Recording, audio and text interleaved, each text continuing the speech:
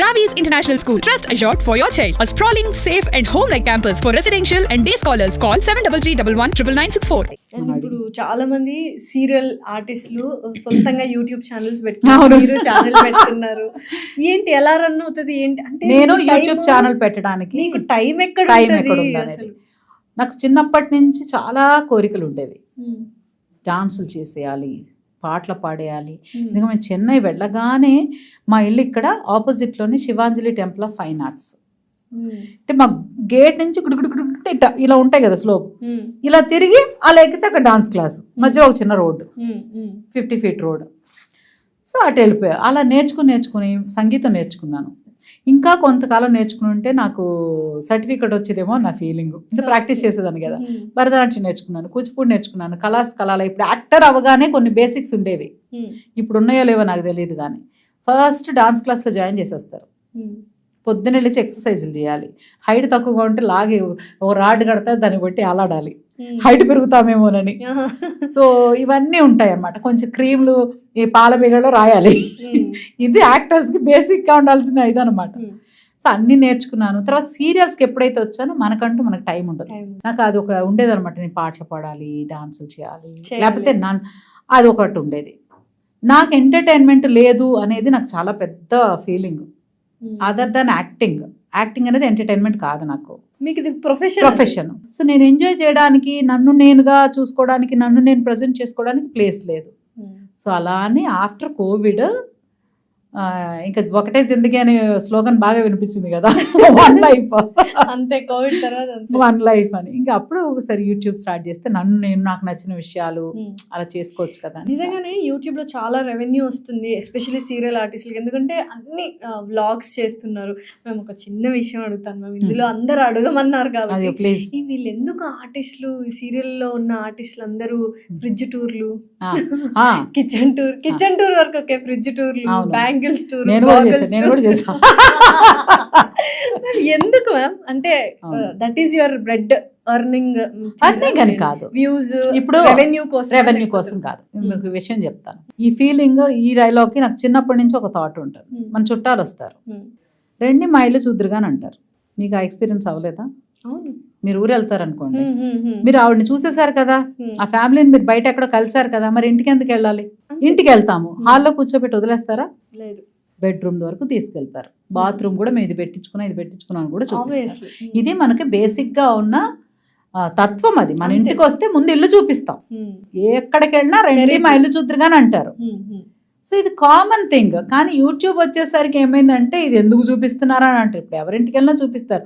మా చుట్టాలతో నేను దీనికి అగైనెస్ట్. యాక్చువల్లీ మా చుట్టాలు వచ్చి, అమ్మ అందరం ఇక్కడే ఉంటాం కదా, శాంతి మీ ఇంటికి పిలవ్వా అంటారు నన్ను. అమ్మ దగ్గరికి వస్తారనుకో, నేను వెళ్ళి కలిసి చూసేస్తాను కదా వాళ్ళందరినీ. మా ఆయన చూస్తారా, పిల్లలు, అది పోతుంది. మీ ఇంటికి పిలవ అంట. ఇంటికి మనం చూడడానికే కదా వచ్చాం, ఇల్లు చూడడానికి కాదు కదా అంటాను నేను. అంతే. ఇల్లు చూడడం ఎందుకు? నన్ను మీరు చూసారు, మిమ్మల్ని నేను చూసాను. ఒకవేళ లంచ్కి పిలిచి నా చేతితో వంట చేసి పెట్టాలంటే నాకు తీరుకుంటే చేస్తా, బట్ షూటింగ్స్లో మనకు అంతా ఉండదు. సో ఈ ఇల్లు చూపించడం అనేది మన కల్చర్లోనే ఉంది. కాబట్టి యూట్యూబ్ వచ్చాక కానీ ఎక్కడ అంటే ఎక్కువ ప్రతి ఒక్కటి మాకు చూపిస్తున్నారు. కానీ నేర్చుకునేది చాలా ఉంటది కదా. ఇప్పుడు కొత్తిమీర ఎలా దాయాలని చాలా మందికి తెలియదు. ఫ్రిడ్జ్ టూర్ అయితే తెలుసు. ఫ్రిడ్జ్ టూర్లో తెలిస్తే కింద ఒక టిష్యూ పేపర్ వేస్తాం, దానిపైన ఇంకోటి పెడతాం, దానికి లాక్ చేస్తాము. ఎందుకంటే ఆ మాయిశ్చర్ పోకుండా, అది సేవ్ అవుతూ పాడవకుండా ఒక వారం అన్నా ఉంటుంది అనేది ఫ్రిడ్జ్. అలాంటి టూర్లు చూస్తేనే అర్థం అవుతుంది. అందరికి అన్నీ తెలియవు కదా. సో అది లేదు. ఇప్పుడు నాకుందనుకోండి, అబ్బా మనం కూడా ఇలా సర్దుకుంటే ఎంత బాగుంటది అని అనిపించి నిమిషంలో సర్దేస్తాను నేను. డెఫినెట్లీ చూసిన అలానే ఉన్నాయి. నాకు ఇప్పుడు కొత్త యాంగిల్ నేర్పించారు మీరు. నేను అనుకునేది నార్మల్ గా ఒక వర్గం వాళ్ళు ఉంటారు కదా, అదే చెప్పాను కదా. ఇప్పుడు అవసరమా? ఇప్పుడు మనం వరలక్ష్మి పూజ చేసినా కూడా ఆ మేకప్ అవసరమా అంటున్నారు. అంత చీర కట్టుకోవాలా అని నాకు నిజం. అంటే ఇప్పుడు కొంతమంది వీడియోస్ కూడా చాలా మంది చేస్తున్నారు. అక్కడ ఏమైపోయిందంటే ఇప్పుడు వరలక్ష్మి వ్రతం అనగానే అందరూ ఏదో వీడియో కోసమే వరలక్ష్మి వ్రతం చేస్తున్నారు, భక్తి అనేది తక్కువ ఉంది అంటున్నారు. మీరు కూడా చేశారు మొన్న వరలక్ష్మి వ్రతం, అమేజింగ్ గా ఉంది అసలు, నిజంగా చాలా బాగుంది.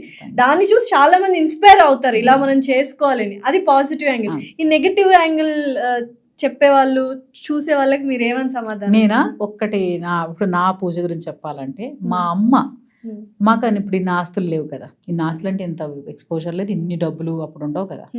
సంవత్సరానికి మాకే 2 సార్లు బట్టలు కొనేవాళ్ళు, పుట్టినరోజుకి ఒకటి, పెద్ద పండుగ సంక్రాంతికి ఒకటి, ఈ 2 జతల బట్టలు కొనేవాళ్ళు. తర్వాత స్కూల్ యూనిఫామ్ కొనేవాళ్ళు, అంతే. సో అలాంటప్పుడు అప్పుడు మా మమ్మీ వరలక్ష్మి వ్రతం కోసమే ఒక కాటన్ చీర అయినా కొనేవాళ్ళు. బిందె పెట్టి ఫస్ట్ పూజ చేసేవాళ్ళు. తర్వాత ఒక చోట మా కర్ణాటక ఫ్రెండ్స్ ఎవరు ఉండేవాళ్ళు పక్కనే, వాళ్ళు ఇలా లేదు మీరు ఇంత బాగా చేసుకుంటున్నారు కదా, బింది కట్టి అమ్మవారి చీర కట్టుకోండి ఇంకా బాగుంటుంది మీకు అని చెప్పారు. మా మమ్మీ అప్పటి నుంచి కొబ్బరికాయకి పసుపు రాసి బియ్యం పిండిని పసుపులో కలిపి దాంతో ముఖం చేసేవాళ్ళం. కళ్ళు, ముక్కు, నోరు అన్ని చేసి, చెవులకి చెమ్కీలు ఉండేవి అప్పుడు, చిన్న చిన్న చెమ్కీలు, చెమ్కీలు అన్నీ అంటించి ముక్కు పుడకలు అవన్నీ మా అన్నయ్య చేసేవాడు. ముఖం మాత్రం ఇంటికి మగబిడ్డ చేయాలని అన్నయ్య చేసేవాడు, ఫేస్ క్లియర్గా చక్కగా మొత్తం చేసి చీర కట్టి కొబ్బరికాయకి కలసం పెట్టి ముఖం చేసుకుని అలా చేసేవాళ్ళం. రాను తర్వాత మేము అలాగే కంటిన్యూ అవుతానేది, ఎవ్రీ ఇయర్ ఇలాగే చేస్తాం. మనకు వచ్చాక ఇప్పుడు అవకాశం ఉంది, డెకార్ ఉంది. అప్పుడు అంటే పెళ్ళిళ్ళకి మాత్రమే మండపాలు ఉండేవి, ఇప్పుడు అలా కాదు, బర్త్డే పార్టీకి కూడా మండపాలు వస్తున్నాయి. సో వచ్చాయి కాబట్టి అవకాశం ఉంది కాబట్టి చేసుకున్నాం. ఇంక మీరు నా పూజలో గమనిస్తే పైన పువ్వుల రంగులు మారుతాయి, ఏమన్నా మారుతాయి, మా అమ్మవారు మారు. ఇంకో గొప్ప విషయం, మా ఇంట్లో చూస్తే నేను 2 bedrooms 3 bedroom ఫ్లాట్ కింద 2 bedrooms త్యాగం చేసుకున్నాను. నేను నాకు బెడ్రూమ్స్ వద్దు, నేను పూజ చేస్తే 10 మంది వస్తే కూర్చోవాలి. ఓకే, వ్రతాలు చేసుకున్నా, సత్యనారాయణ వ్రతం చేసినా, వరలక్ష్మి వ్రతం ఏం చేసినా మన ఇంటికి ఎవరిని వస్తే చక్కగా కూర్చుని మన పూజని చూసి కూర్చోడానికి వచ్చామా, వచ్చి తీసుకెళ్ళిపోయేలా వద్దు, వచ్చి మన ఇంట్లో కూర్చోవాలి, దేవతల్లా కూర్చొని చూడాలని ఆ 2 bedrooms తీసేసాం. సో పూజ చేయడం అనేది అలంకారం అంటారా, ఇప్పుడు నిత్య కళ్యాణం పచ్చతోరణం అంటున్నారు కదా భగవంతుడికి. కరెక్ట్. అలంకారం అంటే స్తోమతను బట్టి, లేనిది ఖర్చు పెట్టి అప్పులు చేసి అలా ఏం లేదు, కానీ ఉన్న దాంట్లో తృప్తిగా చెయ్యాలని మనకి శాస్త్రాలు చెప్పాయని పెద్దలు చెప్తేనే స్తోమతకి తగ్గట్టు చెయ్యాలి. అదే చెప్తారు కదా, పూజ చేసేటప్పుడట ఒక పేదరికంలో ఉన్నవారు వెళ్ళి ఇంత పేపర్లో ఇంత పంచదార వేస్తే దేవుడు తృప్తి పడతాడట, శుభ్రంగా ఉండు నువ్వు సూపర్ అని.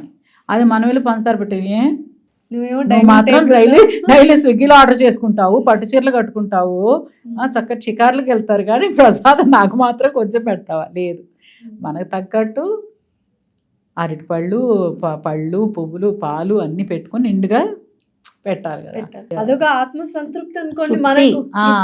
అలాగే చెప్పారు, మనం అమ్మవారిని ఎంతైతే అలంకారం చేసుకుని తృప్తిగా మనం చూస్తున్నామో, అమ్మవారు అక్కడ ఉన్నారని కదా మనం ఫీల్ అవుతున్నాం, మన ఇంట్లోనే ఉన్నారు, మనం కూడా అమ్మవారు మనల్ని చూసి ఆవిడ తృప్తి పడాలి కదా.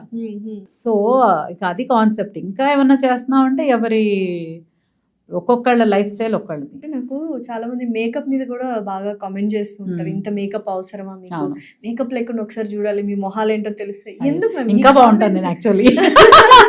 ఆబ్వియస్లీ డెఫినెట్లీ పోనీ బాగలేదు. ఇంకొకటి చెప్పి ఓకే కదా, నా ప్రొఫెషన్ ఏంటి? యాక్టింగ్. మేకప్పే అంతే.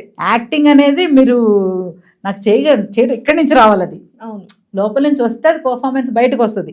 నేను యాక్ట్ చేయకపోయినా పర్లేదు, యాక్టర్గా ఉంటే మేకప్ చాలా మస్ట్. First makeup. నా వృత్తే ముఖం పైన రంగు వేసుకోవడం.